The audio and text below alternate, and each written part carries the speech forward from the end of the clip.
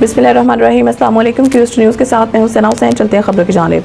खबर शामिल करते हैं हरीपुर से। सैयद हसन शाकिर पुर के मुताबिक DPO हरीपुर फरहान खान का आगोश खिदमत फाउंडेशन स्कूल का दौरा। इंतजामिया बच्चों से मुलाकात और इफ्तारी की। DPO हरीपुर फरहान खान ने आगोश खिदमत फाउंडेशन स्कूल का दौरा किया। इस मौके पर SP इन्वेस्टिगेशन हरीपुर जमील रहमान भी हमरा थे। आगोश खिदमत फाउंडेशन इंतजामिया ने स्कूल, मदरसा और रिहाइश पजीर यतीम बच्चों की निसाबी और दीगर सरगर्मियों के हवाले से आगाह किया। DPO हरीपुर ने बच्चों के साथ मुलाकात की और इनके साथ घुल मिल गए।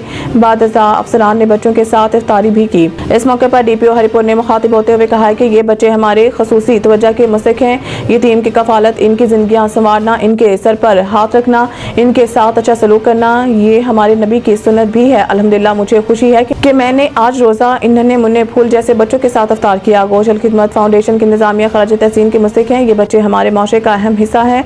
सिविल सोसाइटी को इन बच्चों को माशरे में बेहतर मुकाम हासिल करने में अपना किरदार अदा करना चाहिए।